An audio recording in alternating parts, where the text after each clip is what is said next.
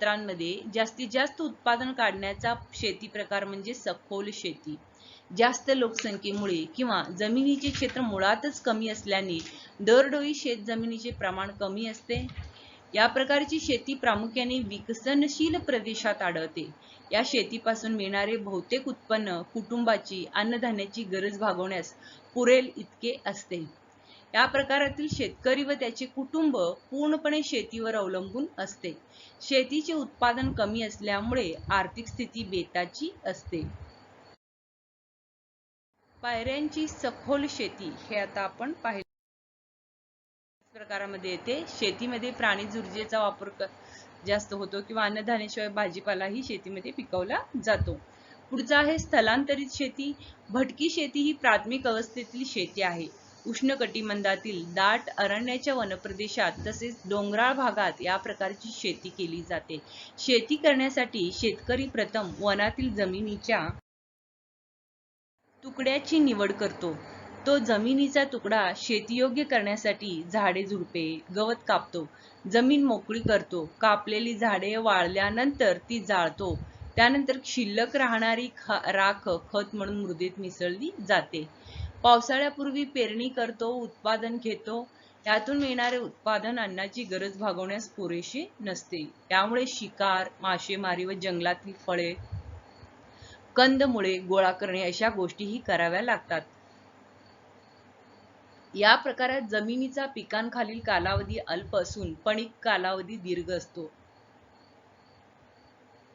जमिनीची उत्पादन क्षमता कमी झाल्यानंतर 2-3 वर्षानंतर शेतीसाठी दुसरी जागा निवडली जाते.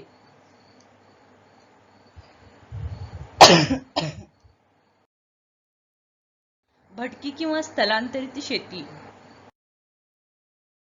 व्यापारी शेती बघा.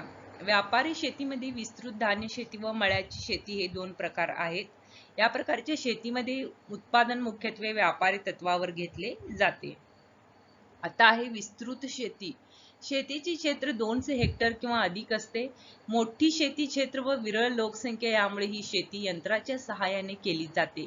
उदाहरण म्हणजे नांगरणीसाठी ट्रॅक्टर, धान्य काढण्यासाठी मळणी यंत्र, जंतुनाशके फवारणीसाठी हेलिकॉप्टर किंवा विमानाचा वापर केला जातो. त्यानंतरचा आहे एकपीक पद्धती. हे या शेतीचे ठळक वैशिष्ट्य आहे. उदाहरण म्हणजे गहू किंवा मका, याशिवाय बार्ली, ओट्स, सोयाबीन ही पिके ही काही प्रमाणात घेतली जातात. पुढचा आहे विस्तृत शेतीतील यांत्रिकीकरण. म्हणजे या शेतीसाठी मोठी भांडवल गुंतवणूक करावी लागते. उदाहरण म्हणजे यंत्र खरेदी, खते, कीटकनाशकांची खरेदी, गोदामे, वाहतूक खर्च यासाठी मोठ्या प्रमाणात भांडवल लागते. अवर्षण, कीटकांचा प्रादुर्भाव जसे टोळधाड तसेच बाजारभावातील चढ उतार अशा प्रकारच्या समस्या विस्तृत शेतीशी संबंधित आहेत. समशीतोष्ण गवताळ प्रदेशात या प्रकारची शेती होते. पुढचा आहे मळ्याची शेती. शेतीचे क्षेत्र 40 हेक्टर किंवा अधिक असते. शेतीचे क्षेत्र डोंगर उतारावर असल्याने यंत्राचा वापर फारसा करता येत नाही. त्यामुळे या शेतीत स्थानिक मनुष्यबळाचे महत्त्व अधिक असते. प्रदेशातील भौगोलिक स्थिती ज्या पिकास पोषक असते त्या पिकाची लागवड केली जाते. ही सुद्धा एक पीक पद्धतीची शेती आहे. या प्रकारच्या शेतीमध्ये अन्नधान्याचे उत्पादन होत नाही. केवळ व्यापारी पिकांचेच उत्पादन घेतले जाते. उदाहरण म्हणजे चहा, रबर, कॉफी, नीळ, कोको, मसाल्याचे पदार्थ इत्यादी. या प्रकारच्या शेतीची सुरुवात व विस्तार विशेषतः वाहन काळात झाला.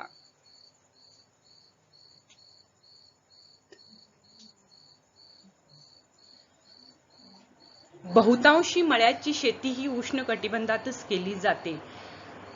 दीर्घकालिक पिके, शास्त्रशुद्ध पद्धतीचा अवलंब, निर्यातक्षम उत्पादने, प्रक्रिया करणे इत्यादीमुळे या शेतीसाठी ही मोठी भांडवल गुंतवणूक करावी लागते.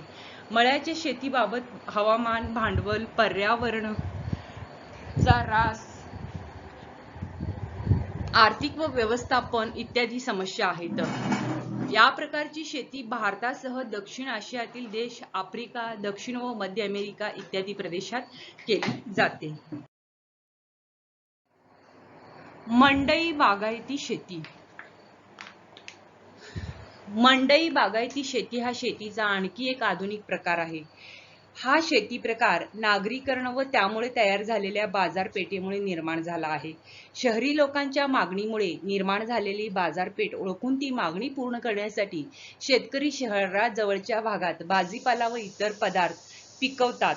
मागणी तसा पुरवठा या अर्थशास्त्राच्या नियमानुसार हा बागायती प्रकार शहरातील भाजीपाल्याची मागणी पूर्ण करतो. या शेतीचा आकार लहान असतो. जलसिंचनाचा वापर, सेंद्रिय व रासायनिक खतांचा वापर, कमी भांडवल, मनुष्यबळाचा वापर, बाजारपेठेची म्हणजे अशा प्रकारे मंडई बागायती शेती आपण पाहू शकतो. चित्रामध्ये आकृती 9.8 मध्ये आपण मंडई बागायती शेती पाहिलेला आहोत. विज्ञान व तंत्रज्ञानाचा वापर इत्यादी बाबीचा समावेश यात होत असतो. ही शेती वाहतुकीच्या सोयी सुविधांवर अवलंबून असते. जलद वाहतुकीवर या शेतीतील उत्पादनाचा दर्जा व किंमत ठरते. म्हणून या शेतीला ट्रक शेती असेही म्हणतात. फलोद्यान किंवा फुलशेती. मंडई बागायती शेतीचा एक उपप्रकार म्हणजे फुलांची शेती. या शेतीतील फळे व फुले ही मुख्य उत्पादने होत. ही शेती पारंपरिक तसेच आधुनिक अशा दोन्ही पद्धतीने केली जाते. शेतीचा आकार लहान असतो. प्रत्येक रोपाची व्यवस्थित काळजी घेतली जाते. बघा इथं आपण काय पाहिलेलो आहोत, खाली चित्रामध्ये फुलशेती पाहतो बघा. अलीकडच्या काळात जास्त नफा मिळवण्यासाठी जलसिंचनाच्या सोयी, रासायनिक खतांचा वापर, हरितगृहे इत्यादीचा अवलंब या शेतीत होताना दिसतो. आपण आकृती 9.9 पहा. तर फुलशेतीतील प्रमुख उत्पादने म्हणजे लिली म्हणा, जरबेरा, ट्युलिप, डेलिया, शेवंती, झेंडू आताच आपण पाहिलो ते. मग निशिगंध इत्यादी फुले या बाजारात चांगली किंमत मिळते ह्या फुलांना. मग आंबा, सीताफळ, द्राक्ष, केळी, डाळिंब, ड्रॅगन फ्रूट, चेरी, संत्री, रास्पबेरी, स्ट्रॉबेरी, मलबेरी इत्यादी देशी विदेशी फळांचे उत्पादन सुद्धा फळ शेतीत घेण्यात येते. ते आपण पुढे आकृती 9.10 मध्ये पाहूयात. तर महाबळेश्वर, पाचगणी, पुणे, नागपूर, जळगाव, नाशिक इत्यादी ठिकाणी ही उत्पादने होतात. म्हणजे भूमध्य सागरी हवामानाचा प्रदेश तसेच फ्रान्स व इटली हे देश फळे व फुलांच्या शेतीसाठी काय आहेत, प्रसिद्ध आहेत. तर आपण डाळिंबाचं हे फळ शेती आपण 9.10 मध्ये पाहतो बघा. तर विद्यार्थ्यांनो,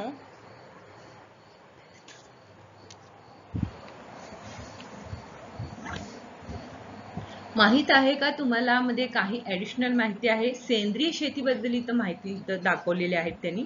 पिकांची पोषक द्रव्याची गरज मृदेतून भागवली जाते. त्यामुळे वापरले गेलेल्या पोषक द्रव्याचे मृदेतील पुनर्भरण होणे गरजेचे असते.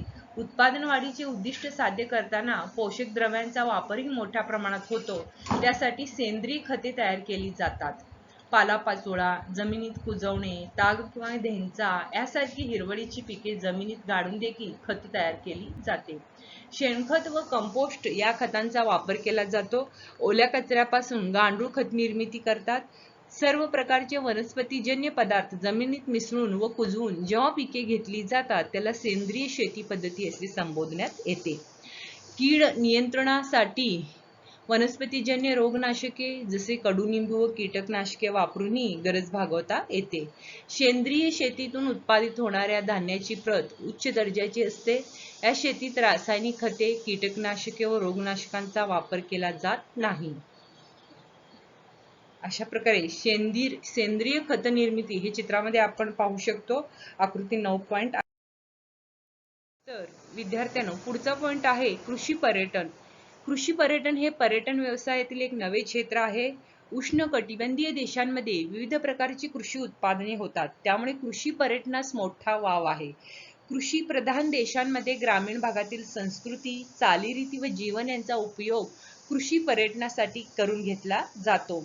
शेतकरी त्यांचे घर, आहार विहार, शेती, परिसर या सर्वांचे कुतूहल व नाविन्य शहरातील लोकांना असते. ते पाहण्यासाठी अनेक जण ग्रामीण भागात जातात. कृषी पर्यटनामुळे शेतकरी व त्याच्या गावालाही आर्थिक लाभ होतो.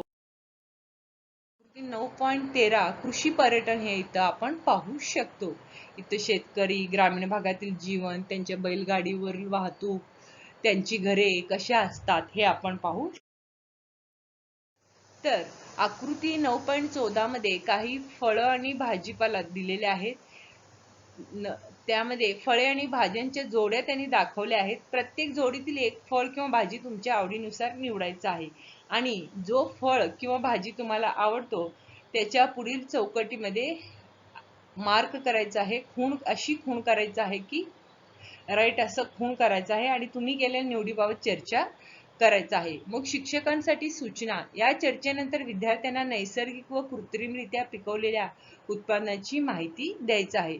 जे रासायनिक खतं वापरून पिकवलेले आहेत किंवा जे सेंद्रिय पद्धतीने शेणखत वापरून पिकवलेले आहेत याची माहिती द्यायची आहे. त्यानंतरचा पॉइंट आहे भौगोलिक स्पष्टीकरण. चर्चेनंतर तुमच्या असे लक्षात आले असेल की दिसायला आकर्षक असणारी फळे व भाज्या नेहमी काय असतात,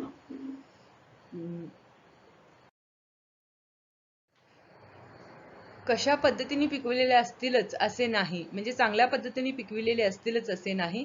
लवकरात लवकर आणि जास्तीत जास्त उत्पादन मिळावे यासाठी फळे व भाज्यांवर कृत्रिम रसायने व औषधांचा वापर केला जातो. त्यातून उत्पादन तर लवकर मिळतेच, शिवाय ते आकर्षकही दिसते. अशी उत्पादने आरोग्याला मात्र हानिकारक असतात. बाजारातून विकत आणल्यानंतर अशी फळे किंवा भाज्या कमी काळ टिकतात. म्हणूनच त्या फळांमध्ये आपण रासायनिक खतं वापरून केलेल्या फळांची निवड करणार आहोत. पुढचा आहे विपणन व्यवस्था.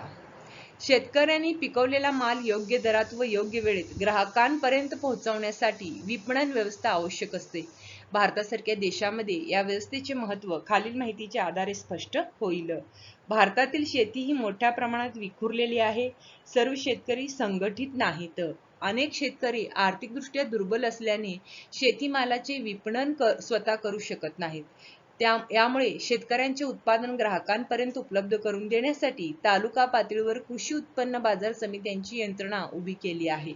या ठिकाणी शेतकरी आपला माल आणतात व व्यापाऱ्यांना विकतात.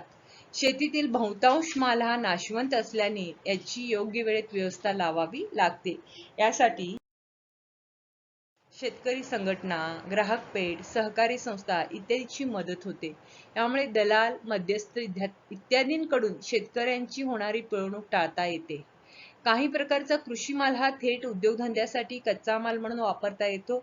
जागतिकीकरणामुळे कृषी मालाला आता आंतरराष्ट्रीय बाजारपेठेतही म्हणजे जागतिकीकरणामुळे कृषी मालाला आता आंतरराष्ट्रीय बाजारपेठ ही सहज उपलब्ध होऊ लागली आहे. अनेक प्रगतीशील शेतकरी त्यांच्या शेतात अत्याधुनिक तंत्रज्ञान वापरतातच, त्याशिवाय शेतात तयार होणाऱ्या मालाची सुयोग्य बांधणी म्हणजे पॅकेजिंग करून ते विकतात. हॉटेल, मॉल यांच्यासाठी सुद्धा असा शेतमाल मोठ्या प्रमाणावर आवश्यक असतो. आंतरजालाच्या मदतीने जाहिराती देऊन शेती तसेच आंतरराष्ट्रीय स्तरावर हा माल विकला जातो. माहित आहे का तुम्हाला, इस्रायल मधील हे शेती प्रकार आहे, आकृती 9.15 मध्ये दाखवलेले आहेत. इस्रायल हा विविध शेती उत्पादनाचा प्रमुख निर्यातदार देश आहे. हा देश शेती तंत्रज्ञानात जगात पुढारलेला आहे. तेथील प्रतिकूल हवामान, अर्ध्याहून अधिक क्षेत्रावर पसरलेले वाळवंट, पाण्याचे दुर्भिक्ष्य अशा प्रतिकूल परिस्थितीवर मात करून इस्रायलने आधुनिक शेतीची कास धरून शेती क्षेत्रात गरुडझेप घेतली आहे. तर विद्यार्थ्यांनो, इथे आपला प्रकरण संपतो. Thank you.